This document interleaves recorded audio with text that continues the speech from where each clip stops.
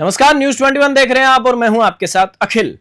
Bhajpa ST मोर्चा ने वक्फ संशोधन bill को लेकर प्रेस वार्ता की, जिसमें सांसद चुन्नीलाल गरासिया और मोर्चा प्रदेश अध्यक्ष नारायण मीणा ने कहा कि प्रधानमंत्री नरेंद्र मोदी ने बिल में जनजाति समाज के हितों की रक्षा सुनिश्चित की है। अब संविधान की 5वीं और 6वीं अनुसूची के तहत जनजातीय भूमि को वक्फ संपत्ति घोषित नहीं किया जा सकेगा। सांसद गरासिया ने इसे सबका साथ सबका विकास की सच्ची मिसाल बताया। मोर्चा अध्यक्ष मीणा ने कहा कि इस ऐतिहासिक फैसले से देश के 10 करोड़ से अधिक जनजातीय लोगों को सीधा लाभ मिलेगा। मंच पर रामकिशोर मीणा, प्रमोद वशिष्ठ और पंकज मीणा भी मौजूद रहे। भाजपा एसटी मोर्चा ने प्रधानमंत्री नरेंद्र मोदी, भाजपा नेतृत्व और प्रदेश अध्यक्ष मदन राठौड़ का आभार जताया।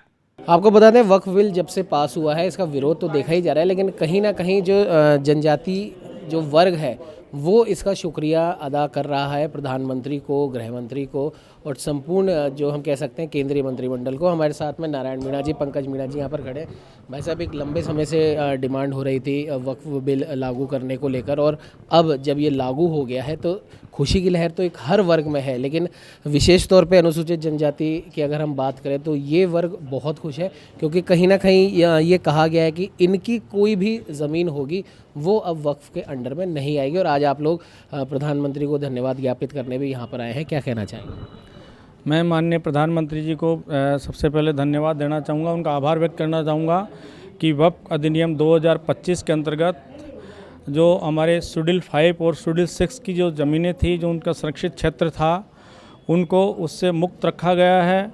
और वक्फ बोर्ड अब उन भूमियों पे किसी भी जनजातीय समुदाय के किसी भी सदस्य की भूमि पे अपना दावा नहीं कर सकेगा, और वो भूमि पुराने जो उन पे भी एक जो उनके अधिकार होंगे उनको शून्य मानेंगे इस अधिनियम के माध्यम से। और मैं माननीय प्रधानमंत्री और केंद्रीय संसदीय मंत्री किरण रिजिजू जी का भी आभार व्यक्त करना चाहूँगा, जिन्होंने 10 करोड़ से ज़्यादा जो हमारी जनजाति के बंधु उनके हितों के बारे में सोचा।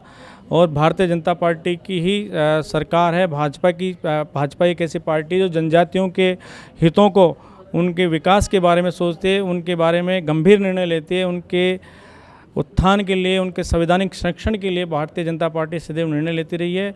चाहे वो उनको पदोन्नति में आरक्षण हो, चाहे उनको पंचायत राज और नगर पालिका में आरक्षण का काम हो।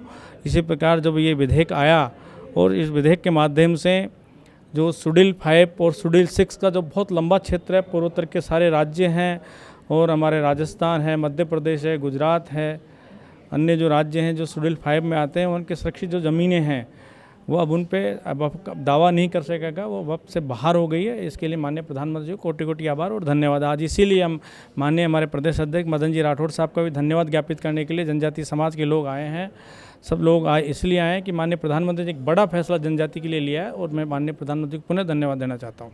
हमारे साथ नारायण मीणा जी प्रधानमंत्री नरेंद्र मोदी को ये धन्यवाद दे रहे हैं, किरण रिजिजू जी को धन्यवाद दे रहे हैं, पंकज जी भी हमारे साथ हैं। भाई साहब, अब कितना बदलाव आएगा, और जो जनजाति के लोग जो कहीं ना कहीं हम कह सकते हैं मुख्यधारा में नहीं थे अभी भी, अब उनके उत्थान के लिए क्या कुछ कदम उठाए जाएंगे? देखिए, जब भी दलितों के, आदिवासियों के और अल्पसंख्यकों के उत्थान के लिए मोदी सरकार कोई काम करती है तो कांग्रेस सहित संपूर्ण विपक्ष एक भ्रम पैदा करने की कोशिश करता है, और भ्रम के माध्यम से असंतोष पैदा किया जाता है। आज विशेषकर अनुसूचित जनजाति मोर्चा माननीय प्रधानमंत्री जी का, माननीय अध्यक्ष जी के माध्यम से धन्यवाद ज्ञापित करने आया है।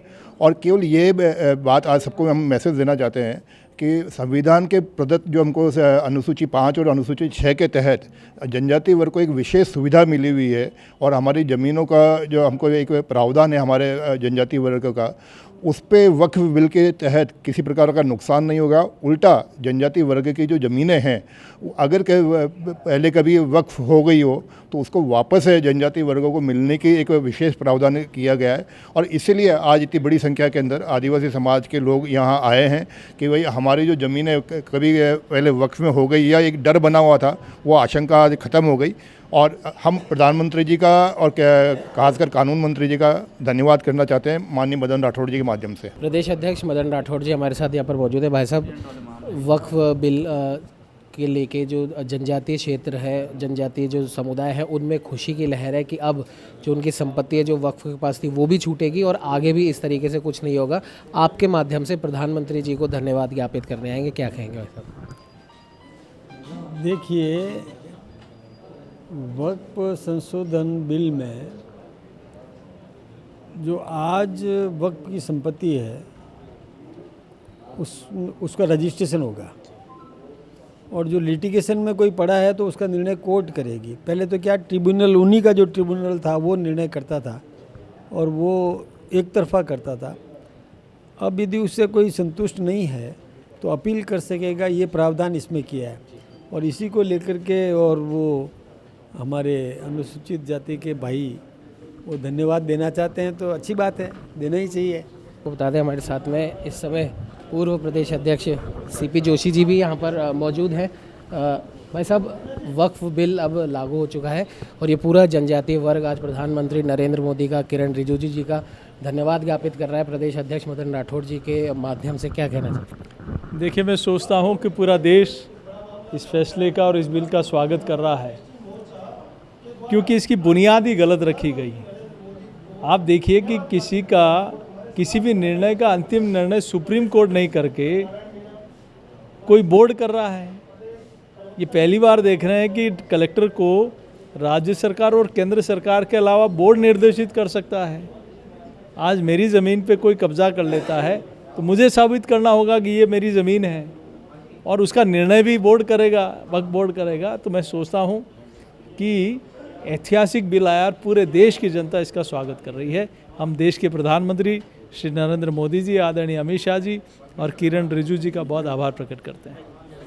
ये थे हमारे साथ सीपी जोशी जी। और जिस प्रकार से नारायण मीणा जी ने, पंकज मीणा जी ने और संपूर्ण जो जनजातीय वर्ग है वो आज धन्यवाद ज्ञापित यहाँ पर कर रहा है प्रदेश अध्यक्ष मदन राठौड़ जी के माध्यम से प्रधानमंत्री नरेंद्र मोदी का और किरण रिजिजू जी का। और साफ तौर पर अब इन तमाम लोगों का यही कहना है कि संविधान की 5वीं और 6ठी अनुसूची के प्रावधानों के अंतर्गत अब जनजाति के सदस्यों से संबंधित कोई भी भूमि अब वक्फ की संपत्ति घोषित या समझी नहीं जाएगी। सहयोगी कैमरामैन अजय के साथ उमंग माथुर, न्यूज़ 21।